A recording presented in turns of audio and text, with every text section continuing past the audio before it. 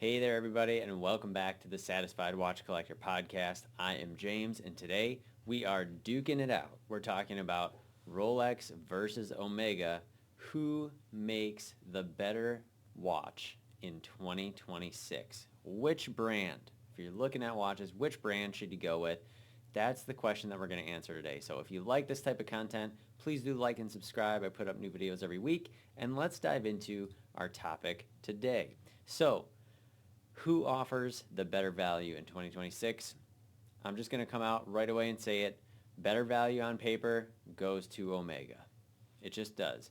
Omega has the durability and reliability that you would expect in a luxury watch at a very reasonable price point. And I'm going to give some examples of this later. We're going to get into a Royal Rumble today of some different categories of watches between the two brands. So we're compare and contrast a little bit, but really we're going to start out just talking about what are the positives, negatives, where does each brand win and where do they not?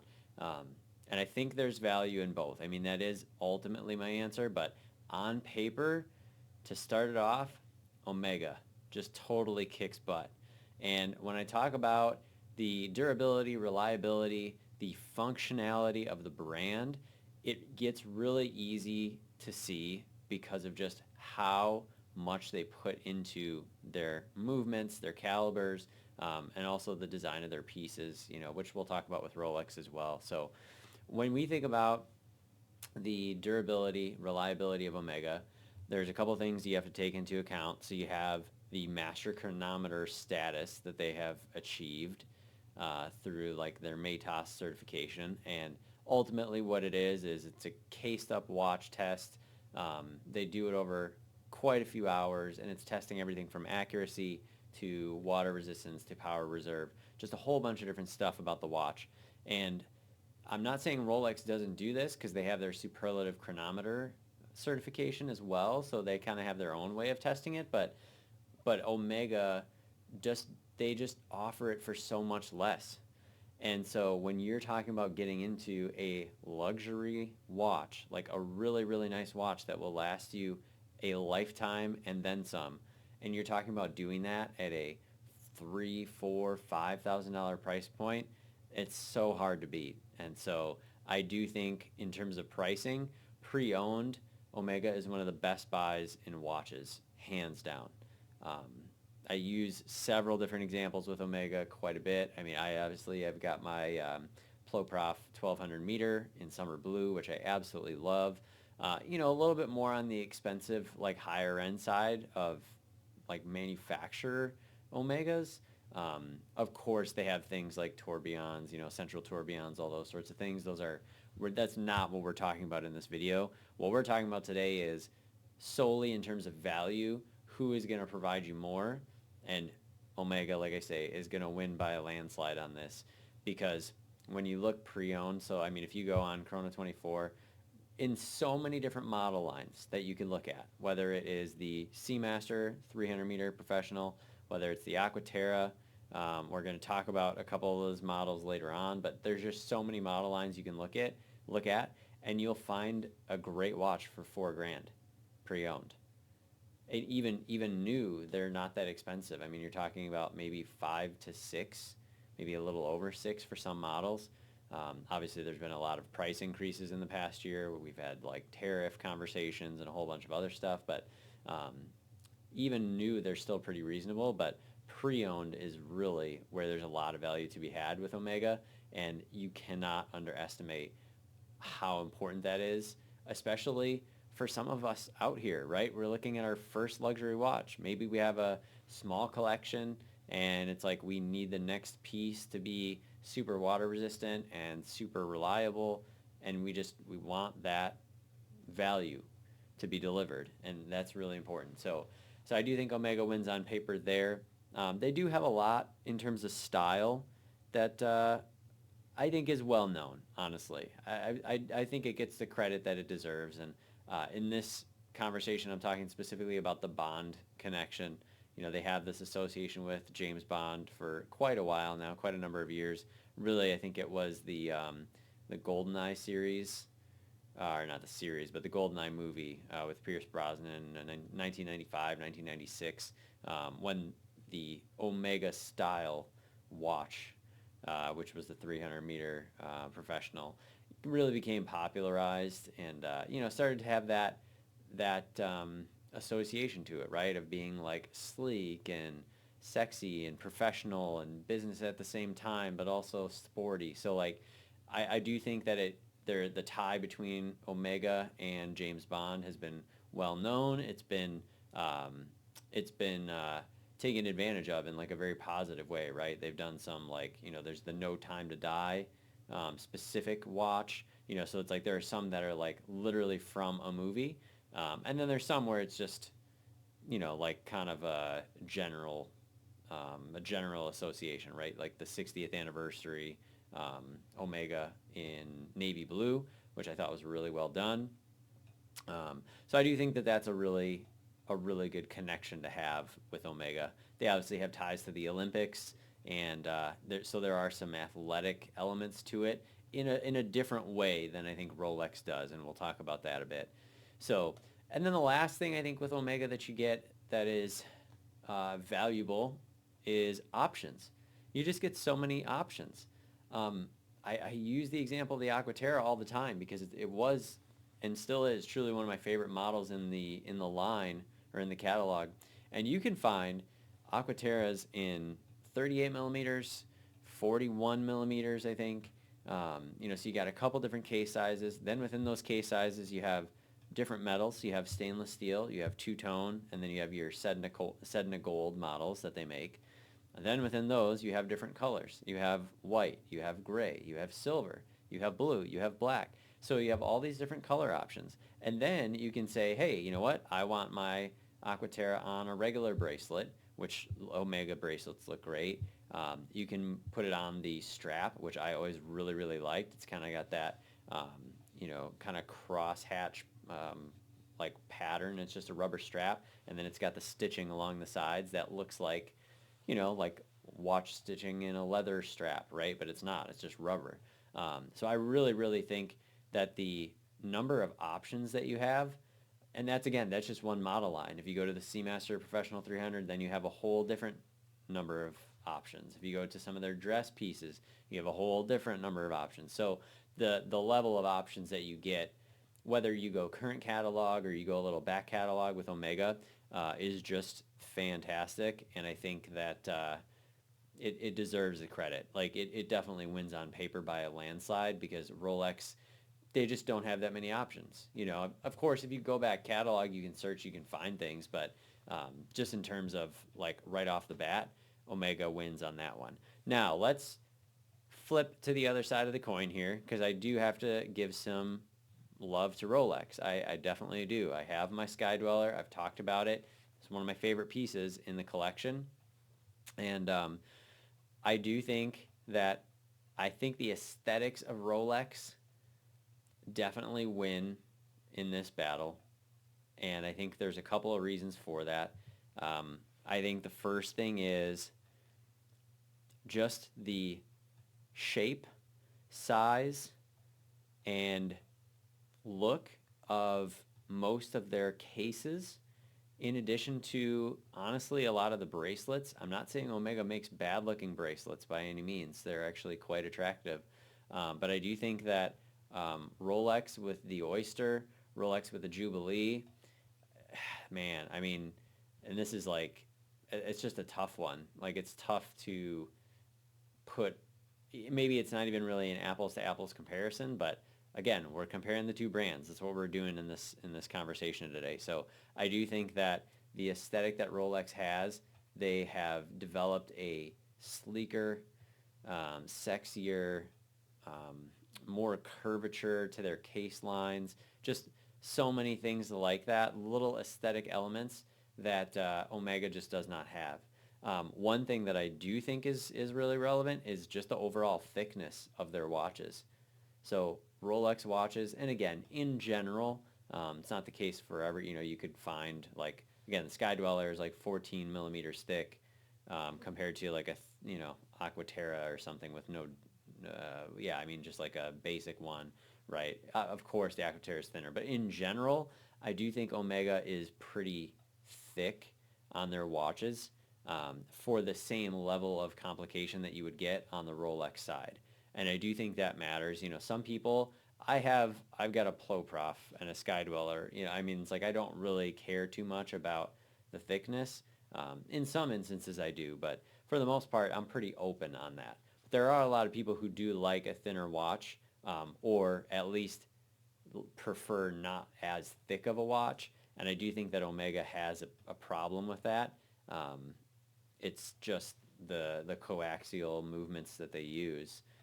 Like they're great movements, but they are thick. They're on the thicker side. So I do think Rolex wins in the aesthetic category on that.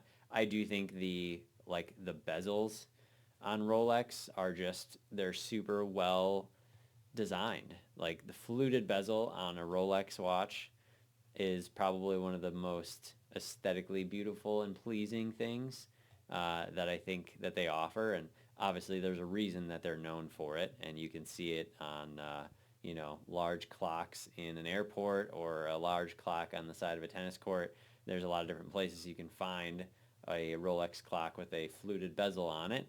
But I think it's a great example of how they have really leaned into the aesthetic identity that they have, and it kind of is the next point that I'm going to talk about with Rolex, and that has given them a tremendous advantage that even despite the James Bond connection and those types of things we talked about with Omega, doesn't quite have the same level of pizzazz and excitement that Rolex does.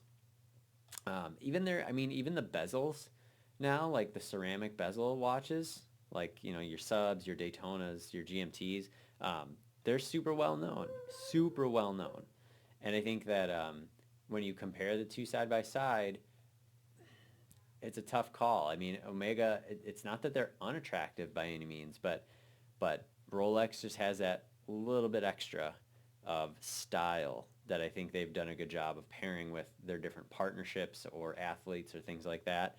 That does make them a little more desirable on the aesthetic side. So I think Rolex wins on that. Brand identity, I do want to touch on that because I think it's an important one. And all I mean by this is if you took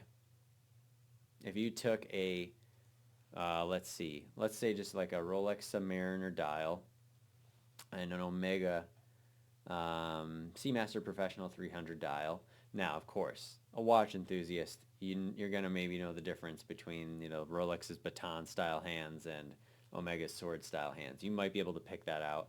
That's not necessarily who I'm talking about, but more so just the average person, who has a general awareness of, okay, there's nice watches and things. I don't know what they are or who makes them or any of that kind of stuff.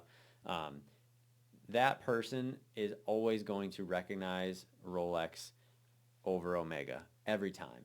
Like you take the Rolex dial on a Datejust, take the text off of it, and just show them the dial or a sub or again whatever, and they're probably going to recognize the fact that it's a Rolex watch. So I do think that brand identity is really important. It's under I don't want to say it's underappreciated, but I think it's less tangible.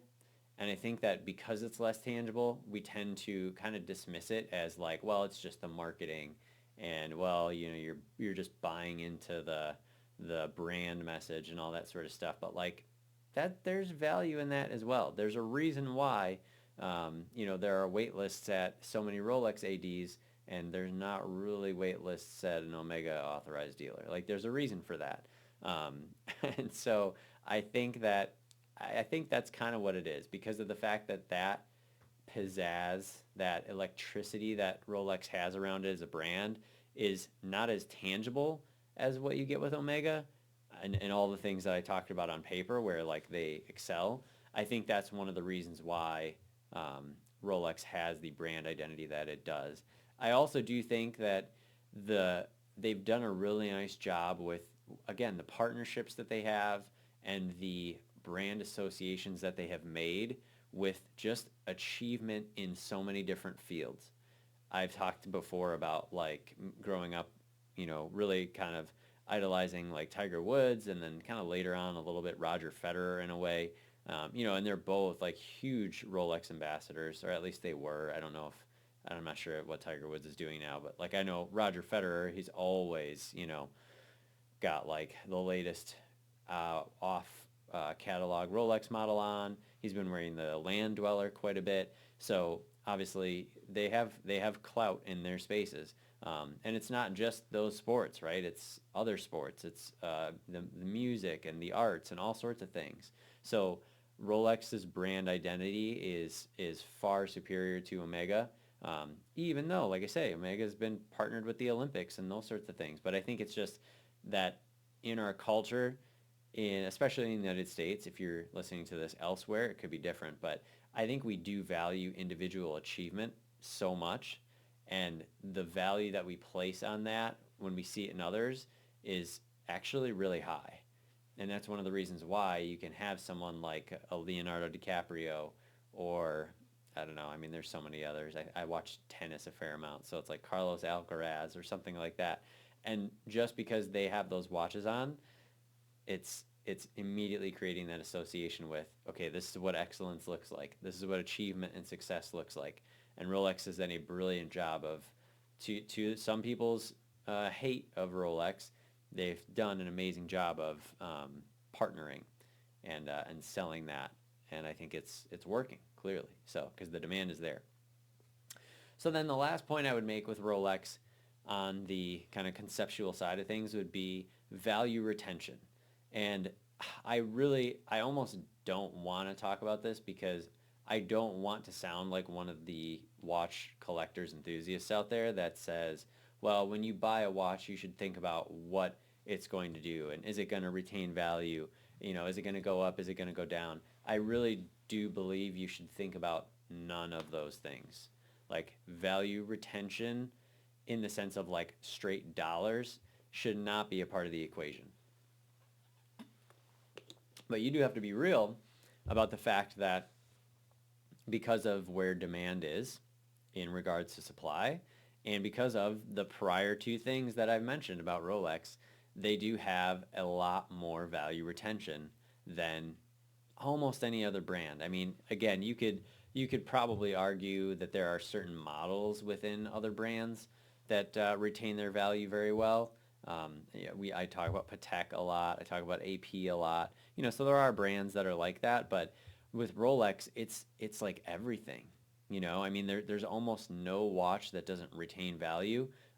Yeah, there may be some that are a little below like their retail price more so than others, but it's not like they're getting cut in half when you are looking at them on the secondary market.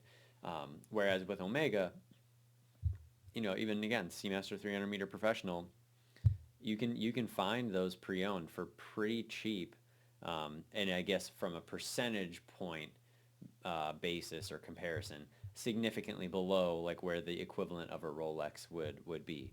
And it just depends on what model you look at. Of course, the classic ones are like the Submariner, Daytona I've talked about endlessly, steel Daytonas, Panda Dial, still, and I haven't actually taken a look at these, so let's see here. I just want to see where this is at these days, if it's still as high up. Yeah, I mean, 2025, brand new, Daytona, white dial, 37,764 on Chrono 24.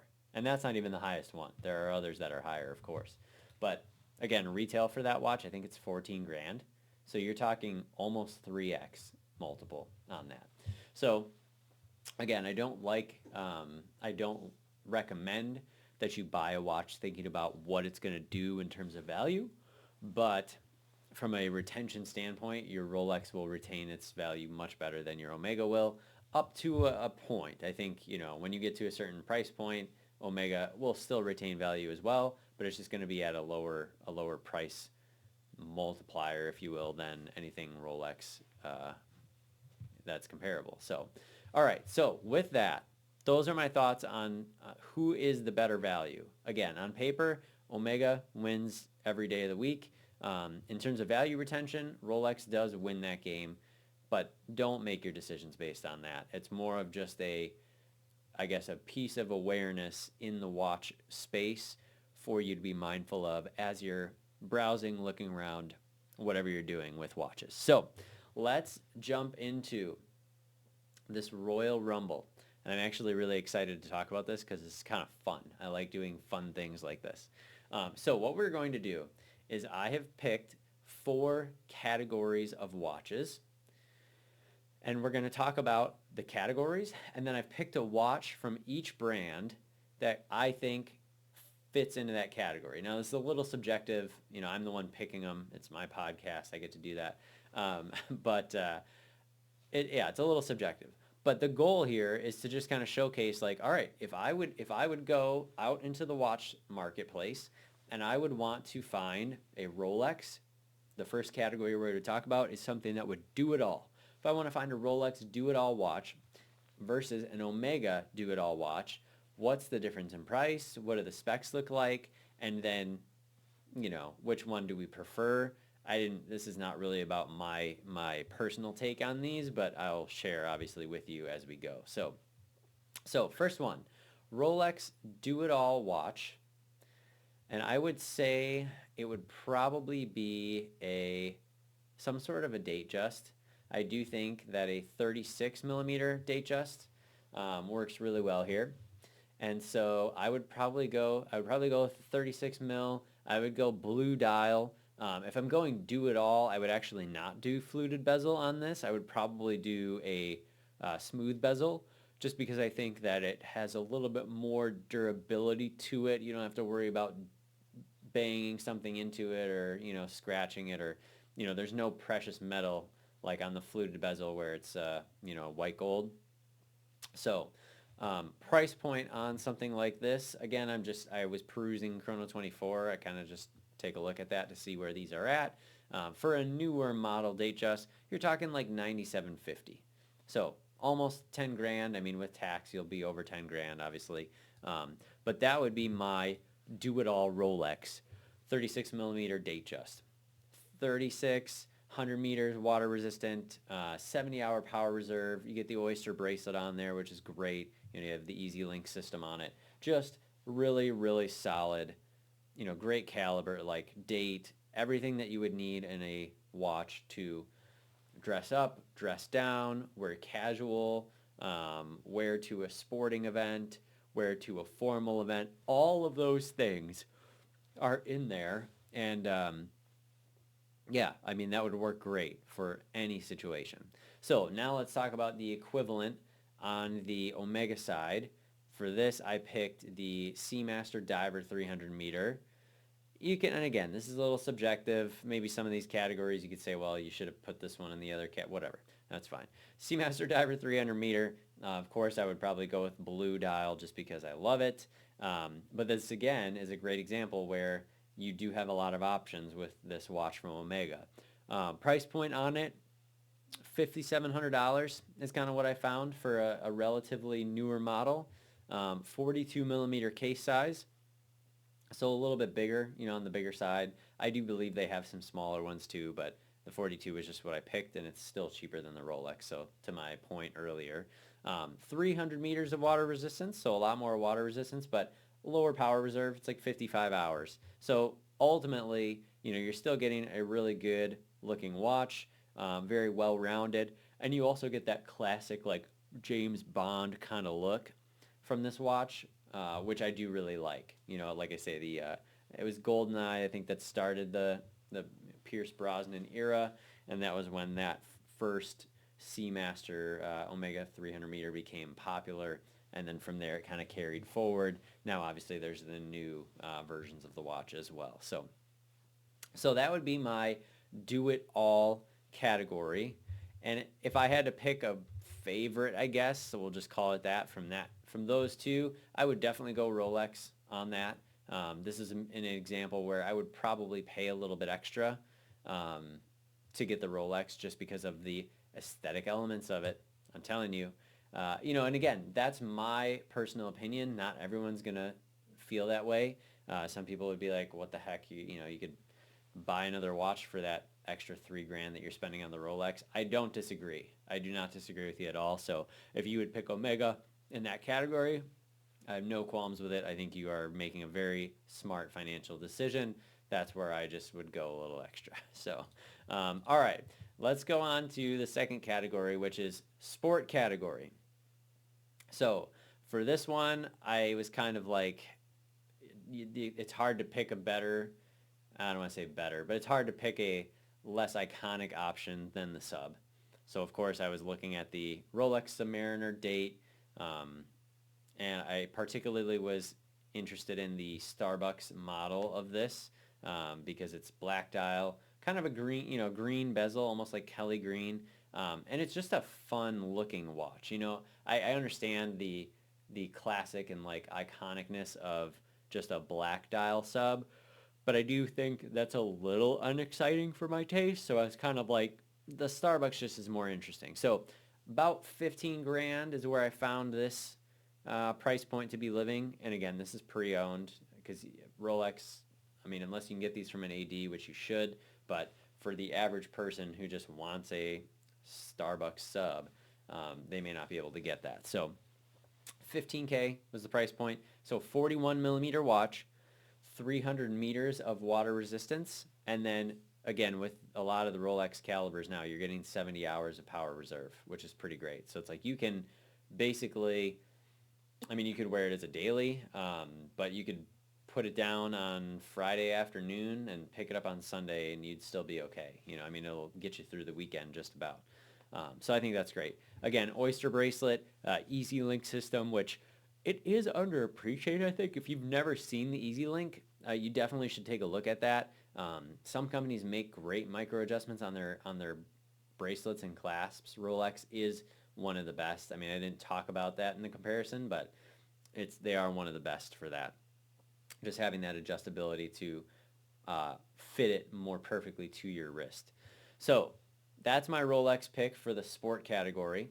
Then on the Omega side for the sport category, I had to go Aquaterra. I just did. Like, to me, this is just a great example of like a sporty Omega. Now again, maybe you'd say this should have been flip-flopped with the Seamaster 300 meter, whatever. I think when I think sporty, I think like sleek, versatile, also sport like oriented, that kind of thing. So I would probably go with, just to make it interesting and not do blue dial for everything, which I easily could, I would go with the black lacquer dial Aquaterra, the one that was released more recently. I want to say it was either 2024 or 2025. And just a really, really dark black dial. Looks super sharp with the white accents and hands and hour markers there. This one retails for $6K. That's where I was finding the price point on Chrono, again, when I was looking. And I always look box and papers. I don't ever recommend buying just a watch. I can't think of an instance right now where I would recommend it. So always buy box and papers. 41 millimeter case size, 150 meters of water resistance, 60 hours of power reserve. So again, that's the coaxial movements. You'll generally get less than what you get with the Rolex, but that may or may not matter to you, so it is what it is. And then the thing that I do like about the Aquaterra models is you have the interchangeable strap and bracelet combo here. So if I buy this on a bracelet, I can also buy, I think it's about 800 bucks or so, so I mean it's not cheap, but you also can get the rubber strap that I was mentioning earlier, I think in the video, about the Aquaterra, and it has such a great look to it, especially on something like that watch, because it's a black rubber strap with a little crosshatch pattern, white stitching on the sides. It just creates a really nice contrast with the dial, and it just pops and it looks fantastic. And there's little end links that they actually put into the bracelet itself that help it integrate better to the case. If you've never seen that on an Aquaterra, it almost looks like there's another bracelet link that just sits kind of outboard of the case. That's not a bracelet link. It's part of the rubber strap that they give you, which is pretty cool. So I do really like that. So that would be my battle in this sport category, sub versus Aquaterra. I would pick Aquaterra every time, considering, again, you can basically get like almost 3 of those for the same price as one sub. And I personally, I'm going to make a controversial statement, but I think they look better. I just think the Aquaterras are probably maybe the best looking Omegas in the catalog. I just think they are. So I would go Aquaterra on that one. All right, let's move on to dress category. And for this one, it was a little more interesting. So I would go, for Rolex, I would go Cellini date. Of course, I would go blue dial on this.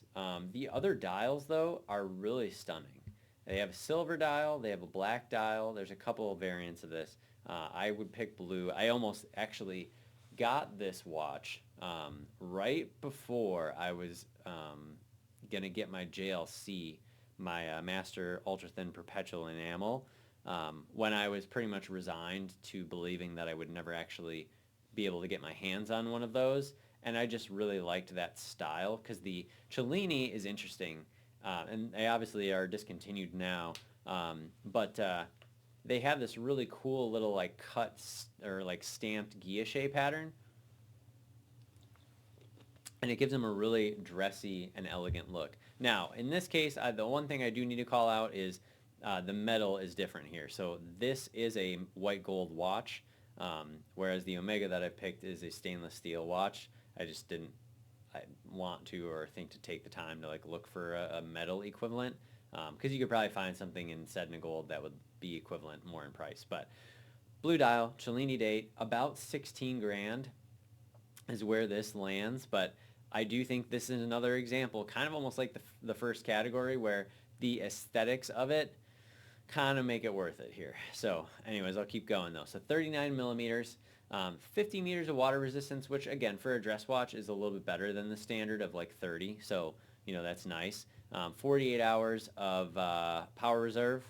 And then it is automatic, which is great. And then you get an alligator strap with a pin buckle, but it's got the Rolex 5-point coronet on it.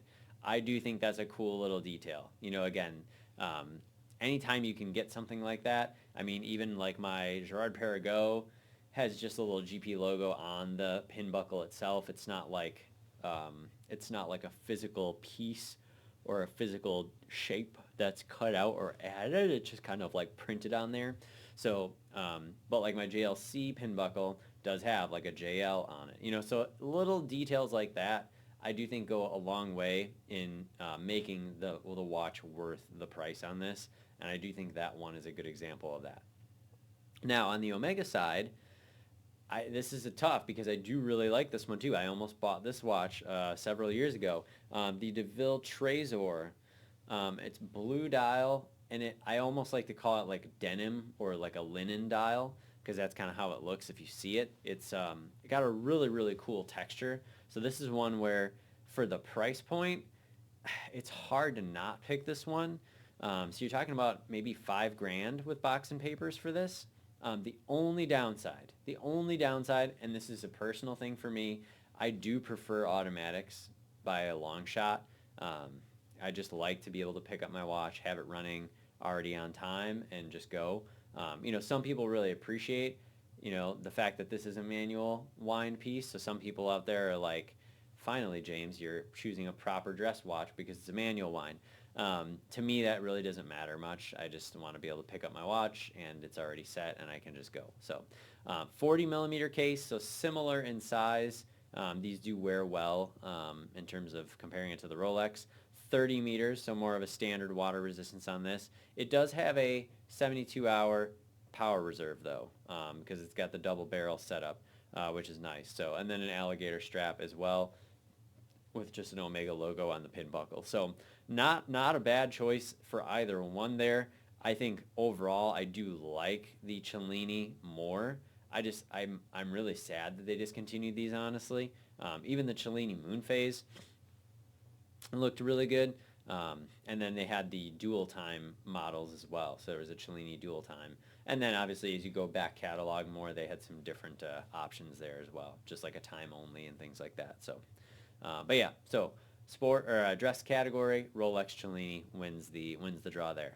All right, last category. I wanted to do something fun here because I've done a couple different videos that are like categories of watches and things like that. I didn't want to just do a diver because I feel like those are way too similar to, the other watches that we've talked about. Because all of these, I mean, not the dress category, but these two brands generally are known for having good water resistance. So that would not have been interesting at all. So I went with a category I'm just going to call tech. And all I mean by that is just cool stuff that you don't normally find in a watch, but that's actually really cool. So that's my very vague and subjective definition of what that looks like. But Rolex Tech, there is one watch. Well, I guess there are two, and I own one of them. So I would, the Sky Dweller could definitely be in this category for being a annual calendar GMT with the ring command bezel. But there's one other watch in the Rolex catalog, which unfortunately is discontinued, but that is the Yachtmaster 2. Now, this is a super controversial watch, I think, because anytime you're talking about Rolex and you want something to time anything, you will always, the Daytona, by lieu of the price that I mentioned earlier being like 3x retail, the Daytona is always going to be the more popular option. However, I am a big fan of bucking the trends. And I actually owned this watch in stainless steel for about, I think it was almost 2 years. It was pretty close to 2 years. Huge watch. Not as big as you might think, though. 44 millimeter case on the Yachtmaster 2. The lug to lug, though, is about 50, which is about the same as the Sky Dweller, which is why when I had the Sky Dweller, even though the case size on the Yachtmaster 2 was physically larger, it didn't intimidate me because I knew the lug to lug was the same on the Yachtmaster 2, and so that's why I was comfortable enough wearing it, even though it is, it was definitely big for me, but I didn't care. Because if you're not familiar with the Yachtmaster 2, I can give you all the specs, right? 44 millimeter case, which is only 14 millimeters thick, roughly, so it's not bad. 44, I already said that. 100 meters, water resistant, 70-hour power reserve, Oyster, Easy Link, all that sort of setup. But the coolest part of this, which is why it's in the tech category, is because it has a programmable 10-minute countdown timer on it. Built in, mechanical, uses the ring command bezel. And now, it's made for sailboat racing. Like, that's what the Yachtmaster 2 was designed for. There were 3 different models of this. The stainless steel model, which I owned. I really, really, really liked it. I still debate sometimes bringing it back into the collection at some point. If I was not dedicated to a one watch per brand, kind of strategy, I might rebuy it, but, it is what it is. We'll see. But it's got a 10-minute countdown timer on it. And I do find, not only that, it's a flyback chronograph countdown timer, so that's amazing. And I do find that is one of the more useful complications on any watch, just period. Like, I use my bezel on my Ploprof to count elapsed time quite a bit because it's very useful. The Yachtmaster 2 was the reverse. It was, hey, I want to count a set between rests rest between sets at the gym, or I want to have something on the stove and have it count down from 6 minutes or whatever it is. Now, there's no alarm on it. It's not like a Memovox from JLC, which is also a cool watch, but Yachtmaster 2 is just, it's got so much going on, and it is, I believe, in terms of parts, I want to say was the most complicated Rolex ever made. Like some insane amount of parts. I don't remember off the top of my head, but yeah. So just a really, really cool piece when it comes to tech. So that's what this category is about. Then on the Omega side, I was trying to find something maybe a little different, and I was kind of struggling to find something that I thought would compare. So I found something that's actually similar, which is Omega also had a regatta-style chronograph, and they've done a few of these over the years. The one in particular that I found was a black dial. It had some yellow accents on it. They did also make some other colors in different slightly, different model lines or years. But it was basically the same thing. It actually worked more like a traditional chronograph where it had a 30-minute minute timer on it, but the on the inside of the chapter ring, it had in the other direction, it had a 5, 4, 3, 2, 1 countdown on it. So I'll get an image up on the screen so you can kind of see what I'm talking about there. But also large, 44 millimeters. I will say 17 millimeters thick on this one. So much, much, much thicker than the Yachtmaster 2, which is another reason that I appreciate it, going back to that conversation about the aesthetics and the thickness of watches. 300 meters of water resistance, though. So, I mean, obviously a lot more. I don't know that you would necessarily need more than that on a sailboat race for either watch, but you have it. 52 hours of power reserve, and again, this one was more of a conventional chronograph that also had a regatta countdown timer. So those were the two that I picked for the tech category.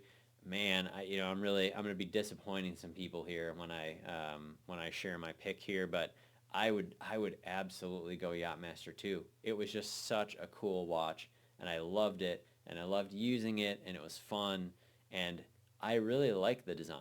A lot of people hated the design on that thing, but I really liked the design. I was mentioning the 3 models before, so the stainless steel, they had a 2-tone rose gold model, which was interesting. So the center of the bracelet was rose gold, and then the numerals inside the bezel, because it was a ceramic bezel, were also rose gold, and then the hands and the indices were also rose gold. So like it just had this very like soft aesthetic to it versus the kind of more cold and hard. I don't know why. That's kind of my association there, but more than like the cold like white and blue and steel aesthetic that the stainless steel model did. They also had a white gold one, which is insane. It's huge, it's bulky, it's hefty, because the whole thing is white gold, and it's got a platinum bezel on it, which is like really freaking cool. Obviously way more expensive, but I also really like the look of that watch. If I wasn't so sold and like bought into blue, I might, if I would ever try and get that back in the collection, I might look for the white gold one, because that is a really nice one as well. And there were some different model year variants of that. I believe, oh gosh, the revision was 2017. I know that when they revised the caliber actually, and I'm trying to remember what the number of it was. It might have been 4161. That might be a different watch that I'm thinking of, but basically came out I think in 2012, and it was, they had some issues I think with some movements that were needing more servicing and things like that, so they revamped the movement. Then they released the new movement, but they also revamped the dial, made some dial changes, gave it Mercedes hands. Like it looked a lot better with the 2017 revision. So I would definitely be looking for that model of the watch, which again is around 18K, which to be fair, the retail price on it was 18,750, like 18,750. So given that you can get one of those for a couple under retail and it's discontinued, still a pretty good value proposition there. You're getting it for a little under what retail was. So anyways, so that's what I have for you today. That's the topic. Who has the better value in 2026? Omega, absolutely. If it's a Royal Rumble between the two, I tend to pick Rolex most of the time, just because I do like a lot of the models that they have in the catalog. But clearly, I do like Omega as well. I have one. I've had several, for various reasons, just the timing and, just didn't work out for them. So I ended up moving them. But, yeah, I mean, they're both great watches. I do still think from a value perspective, Omega, all day long. They're fantastic. So thank you for joining me on today's podcast. Please do like and comment below. What would you pick in either the Royal Rumble or, what would you pick overall between Rolex versus Omega and why? And please subscribe to the channel. So until next time, I want you to know and love your watches. I will talk to you all very soon. Bye-bye.